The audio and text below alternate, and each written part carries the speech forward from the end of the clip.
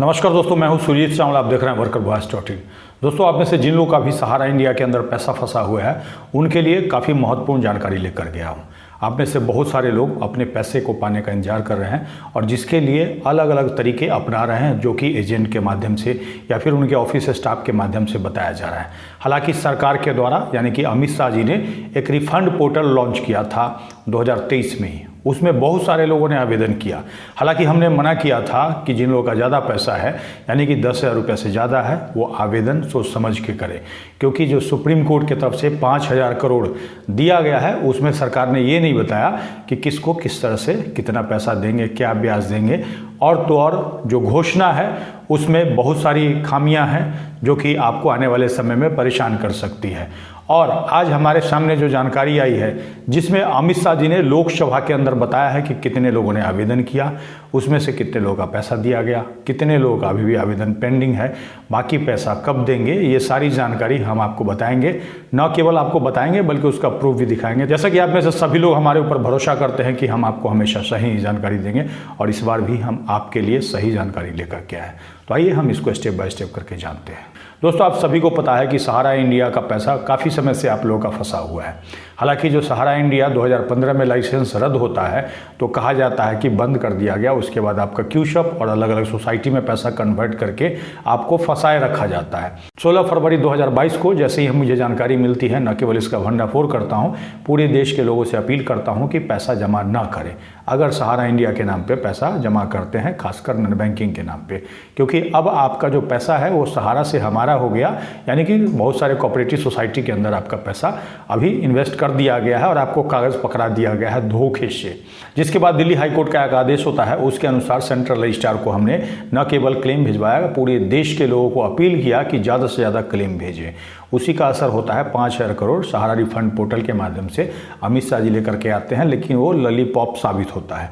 लेकिन अभी जो उन्होंने लोकसभा के अंदर क्या कहा है, जैसा कि हमने बताया था, आपको अपडेट जानकारी दूंगा कि कितने लोगों ने उस पोर्टल के ऊपर क्लेम किया, कितने लोगों को पैसा मिला, कितना पैसा बचा हुआ है या कितने लोगों को पैसा और दे सकते हैं। ये सारी जानकारी के लिए सीधे मैं आपको लैपटॉप के स्क्रीन पे ले चलूंगा जहां की लोकसभा का जो जवाब दिया गया अमित शाह जी के द्वारा वो देखेंगे। दोस्तों, 29 जुलाई 2025 को लोकसभा के अंदर सहारा सहकारी कंपनियों में जमा धनराशि की वापसी की स्थिति के बारे में श्री राजीव राय ने निम्नलिखित सवाल किया, जो कि सहकारिता मंत्री से पूछा था। क्या सरकार सहारा सहकारी कंपनियों में निवेशकों द्वारा लगभग 1 दशक पहले जमा की गई परिपक्व राशि वापस कर रही है? दूसरा, यदि हाँ तो योजना की शुरुआत से अब तक ऐसी वापसी का ब्यौरा क्या है और प्रत्येक निवेशकों को कितनी अधिकतम राशि की वापसी की गई है? तीसरा सवाल था, कितने निवेशकों को उनकी जमा राशि ब्याज सहित वापस की गई है और कितने निवेशकों को उनका परिपक्व राशि अभी तक वापस की गई है? क्या सरकार उन निवेशकों हेतु वापसी की सीमा बढ़ाने पर विचार कर रही है जिन्होंने वर्तमान सीमा से अधिक धन निवेश किया है? यदि हाँ तो तत्संबंधी ब्यौरा क्या है? पांचवा सवाल था, सरकार के पास वापसी के लिए कितनी राशि शेष है और कितने निवेशकों को उनके परिपक्व राशि वापस की जानी है? उसके बाद अंतिम है, चारों सहारा सहकारी कंपनियों में सभी निवेशकों की यह वापसी प्रक्रिया पूरी होने में कितनी समय लगने की उम्मीद है? और इसका जो जवाब है अमित शाह जी ने, जो कि सहकारी मंत्री उन्होंने दिया है। सहकारिता मंत्रालय द्वारा रिट याचिका 191/22 पिनाकी पानी मोहंती बनाम भारत सरकार और संघ अन्य में दायर जो 29/3/2023 का फैसला था उसके बारे में यहाँ पे बताया हुआ है। इसको मैं दोबारा से आपको रिपीट नहीं करना चाहूँगा। आगे लिखा है, माननीय उच्चतम न्यायालय के दिनांक 29/3/2023 के आदेश के अनुपालन में सहारा समूह की 4 बहुराज्य सहकारी समितियों अर्थात चारों का नाम यहाँ पे लिखा हुआ है और उसको वापस करने के लिए 18/7/2023 को सहारा CRC रिफंड पोर्टल का शुभारंभ किया गया।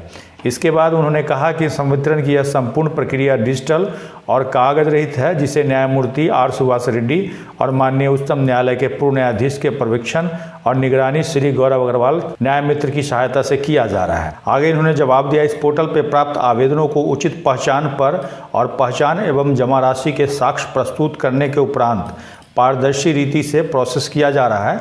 भुगतान की राशि को प्रमाणित जमाकर्ताओं के आधार से जुड़े बैंक खातों में सीधे जमा किया जा रहा है।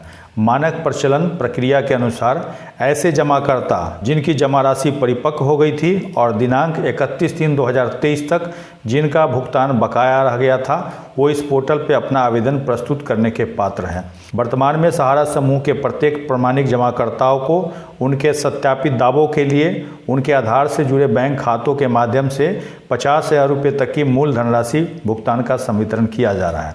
इसके अलावा छोटे जमाकर्ताओं की प्राथमिकता और निधियों की उपलब्धता को ध्यान में रखकर प्रति जमाकर्ता संवितरण की सीमा को समय समय पर बढ़ाया जाता है। इसके अलावा ये कहते हैं, इसके अलावा पोर्टल पर किसी जमाकर्ता के प्राप्त आवेदन में किसी भी कमी की दिशा में उन्हें इन कमियों से अवगत कराया जा रहा है और उन्हें दिनांक 15/11/2023 को लॉन्च हो चुकी रीसबमिशन पोर्टल के माध्यम से अपना आवेदन पुनः प्रस्तुत करने की सूचना दी जा रही है। आगे और अंत में लिखते हैं कि दिनांक 23/7/2025 की स्थिति के अनुसार सहारा समूह की सहकारी समितियों के 1,35,34,410 जमाकर्ताओं में से 27,33,520 जमाकर्ताओं को 5,139.23 करोड़ रुपए की धनराशि संवितरित की जा चुकी है और संवितरण के लिए 5,223.72 करोड़ रुपए उपलब्ध हैं। सहारा जमाकर्ताओं को रिफंड का संवितरण करने के लिए माननीय उच्चतम न्यायालय ने समय सीमा को दिनांक 31/12/2025 तक बढ़ाया है। इस तरह से आपने देखा कि अमित शाह जी दावा कर रहे हैं कि 1,35,34,410 जमाकर्ताओं में से 27,33,520 जमाकर्ताओं को पैसा वापस कर चुके हैं। किनको? तो जिनका 50,000 रुपये तक इन्वेस्ट था। कहने का मतलब उनका जो मूल राशि था 50,000 रुपये तक था। आप में से कमेंट्स करके बताइएगा कि 50,000 रुपये तक अगर आपका मूल राशि था तो क्या आपको पैसा वापस मिला कि नहीं मिला। इसके साथ ही आपका जो अंतिम सवाल है कि क्या अब हमें रिफंड पोर्टल के ऊपर क्लेम करना चाहिए या नहीं करना चाहिए, तो मैं तो आपको यही सजेस्ट करूंगा कि अपने बुद्धि विवेक से काम ले और आकर के चेक करें। यहाँ पे जो सवाल पूछा गया है कितना ब्याज दिया जा रहा है, ये सब कुछ नहीं बताया है और ये हालांकि अमित शाह जी कह रहे हैं कि 50,000 रुपये तक जिनका इन्वेस्ट है उनको हम पैसा वापस दे रहे हैं। तो मेरे कहने के हिसाब से अगर 50,000 रुपये तक का आपका राशि है तो आप आवेदन करें, लेकिन पैसा मिलेगा कि नहीं मिलेगा इसकी गारंटी अमित शाह की होगी। इस बात को हमेशा आप ध्यान रखिएगा क्योंकि ये दावा उनके तरफ से किया गया है। दोस्तों, ये जानकारी आपको कैसी लगी नीचे कमेंट्स में लिख करके जरूर बताएंगे। इस वीडियो को अगर आप फेसबुक पे देख रहे हैं तो पेज को लाइक करेंगे, यूट्यूब पे देख रहे हैं तो चैनल को सब्सक्राइब करेंगे, अधिक से अधिक शेयर करेंगे ताकि अधिक से अधिक छात्रों की जानकारी पहुंच पाए। इसके साथ ही विदा लेता हूं, जल्दी एक नई जानकारी के साथ मिलते हैं। धन्यवाद।